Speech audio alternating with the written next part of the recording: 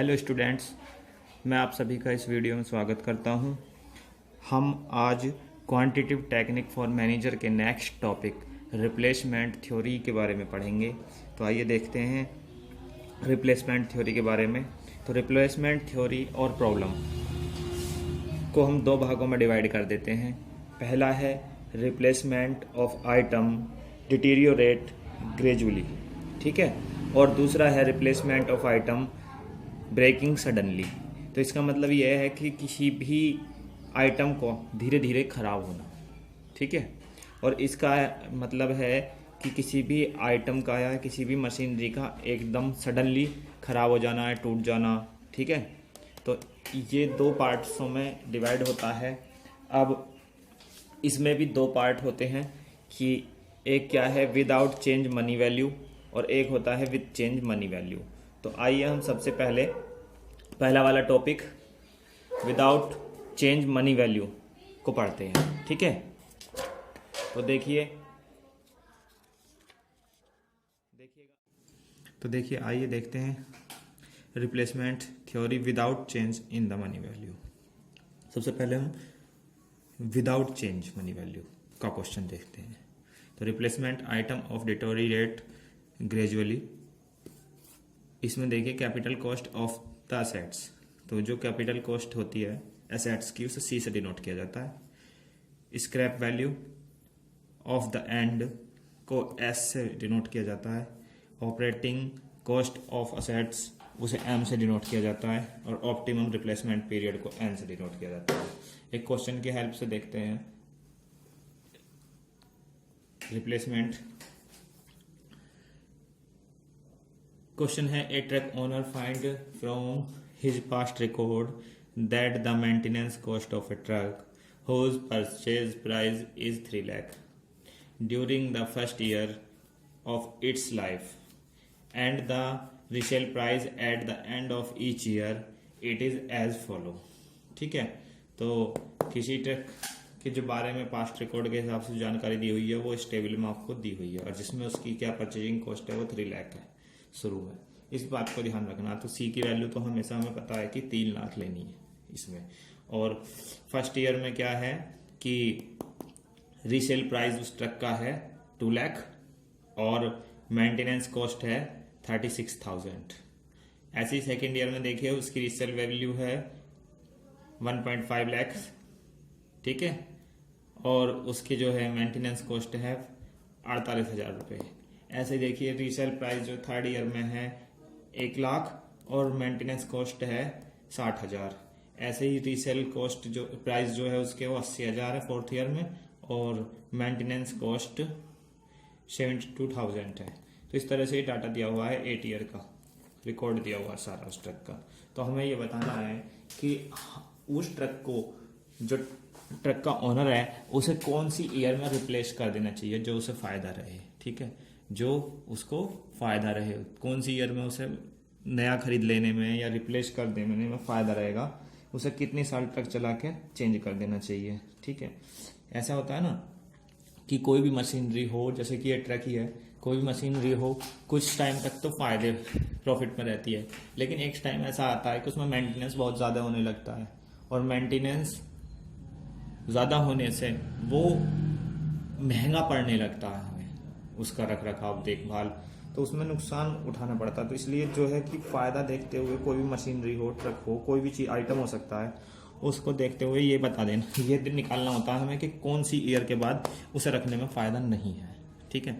तो उसके लिए सबसे पहले हम क्या काम करेंगे, एक टेबल बनाते हैं। टेबल में पहला कॉलम जो होता है वो ईयर्स का होता है, दूसरा कॉलम जो होता है वो मेंटेनेंस का होता है एवरी ईयर के हिसाब से, और थर्ड जो कॉलम होता है वो क्यूमुलेटिव मेंटेनेंस का होता है, क्यूमुलेटिव मेंटेनेंस के लिए बनाते हैं। और चौथा जो है वो रीसेल वैल्यू है जो हमें दी हुई है ही, और फोर्थ जो अगला जो कॉलम है वो डेप्रिसिएशन के लिए होता है, डेप्रिसिएशन निकालना पड़ता है हमें, ठीक है। उससे नेक्स्ट केवल टोटल कॉस्ट के लिए, उससे अगला एवरेज कॉस्ट पर ईयर के हिसाब से हमें कॉलम बनाना है, ठीक है। और ये सारे कॉलम बनाने के बाद हम आसानी से बता सकते हैं कि हमें कौन सी ईयर में उस मशीन को रिप्लेस कर देना चाहिए।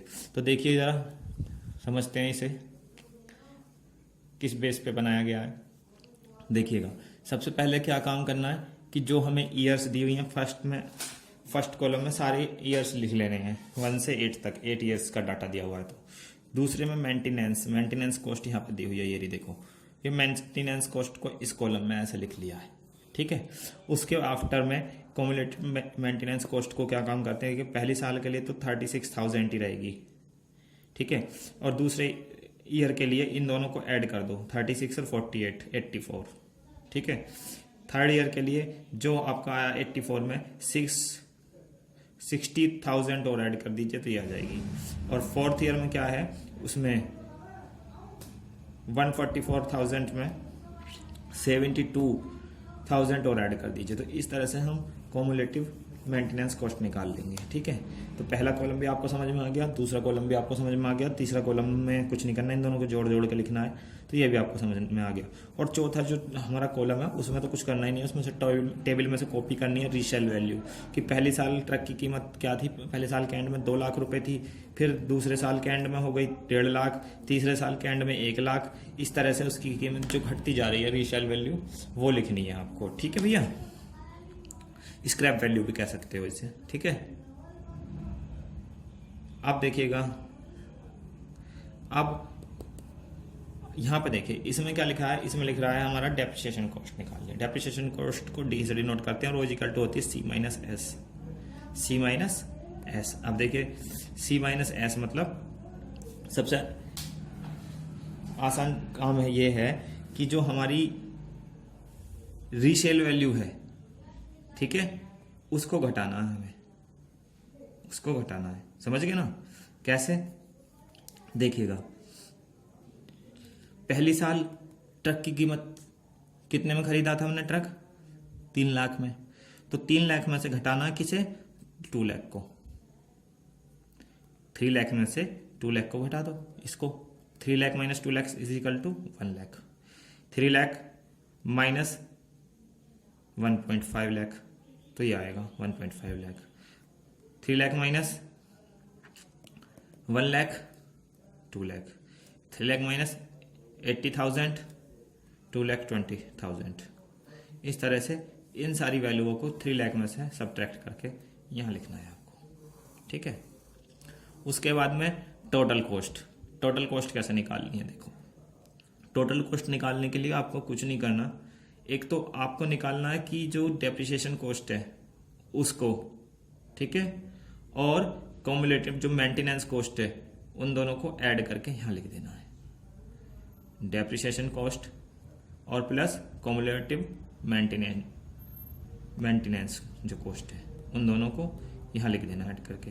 तो आपको क्या करना, इसको और इसको ऐड करो यहां लिख दो, अब इसको और इसको ऐड करो यहां लिखो, इसको और इसको ऐड करो यहाँ लिख दीजिए, इसको और इसको ऐड कर दीजिए, वो आएगा आपका यहाँ पे, इसको और इसको ऐड करो यहाँ लिखो, इसको और इसको ऐड करके यहाँ लिखना है, इसको इसमें ऐड करना और फिर यहाँ लिखना है, इसको ऐड करना इसमें और यहाँ लिख देना है। तो ये आ गई टोटल कॉस्ट, ठीक है।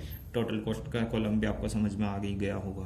अब एवरेज कॉस्ट का निकालना बहुत सिंपल है। एवरेज कॉस्ट का कैसे निकालेंगे जी, एवरेज कॉस्ट का कुछ नहीं करना, देखो जहां पर जो टोटल कॉस्ट लिखी हुई है ना, और फर्स्ट ईयर की बात कर रहे हैं तो 1 से डिवाइड कर देंगे इसको, और इसको कर देंगे हम 2 से डिवाइड तो ये आ जाएगा, इसको कर देंगे हम इस 3 से डिवाइड तो ये आ जाएगा, इसको करेंगे हम 4 से डिवाइड तो ये मिलेगा, इसको 5,30,000 को इससे 5 से डिवाइड कर दीजिए आपको ये मिलेगा, और 6,36,000 को आप 6 से डिवाइड कर दो ये आ गया, फिर इसको डिवाइड कर दो 7 से ये आ गया, इसको डिवाइड कर दो 8 से ये आ गया, तो ये एवरेज कॉस्ट पर ईयर आ गया।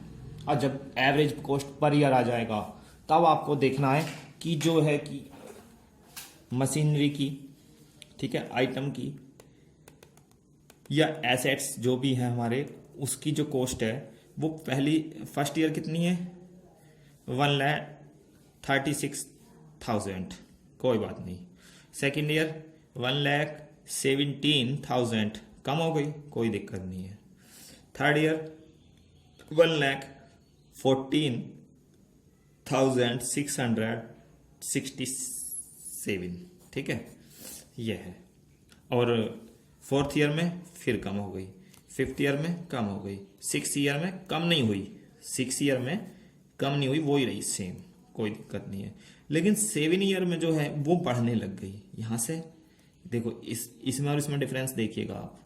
यहाँ पे क्या है, ये वैल्यू इससे ज़्यादा है, यहाँ पे 1,06,000 रुपये है, और यहाँ पे 1,07,714 रुपये हो गई।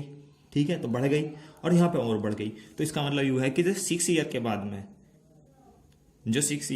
में, जो उसकी टोटल कॉस्ट, जो टोटल एवरेज कॉस्ट है उसकी, वो बढ़ने लग जाएगी। यानी यहाँ के बाद, इस ईयर के बाद में वो मशीन हमें महंगी पड़ने लगेगी। तो महंगी पड़ने लगेगी तो फिर उसे रखने में क्या फ़ायदा है, तो इसलिए चेंज कर देनी चाहिए ना, रिप्लेस उसे। तो इसलिए the optimal period for replacing is equal to 6 year. तो 6 ईयर बाद उसे चेंज करना। देखो ये अपने द्वारा बोल देता हूँ, the optimal period for replace is equal to 6 year. तो उसे 6 ईयर बाद रिप्लेस कर देना चाहिए। ठीक है, यही हमारा आंसर है। तो आई होप दैट तुम्हारे क्वेश्चन अच्छे से समझ में आ गया होगा। नहीं आया, कोई प्रॉब्लम रह गया हो तो मुझसे आप डिस्कस कर सकते हैं। ठीक है, करते तो हो नहीं खैर वैसे तुम, बट फिर भी thank you for watching my video.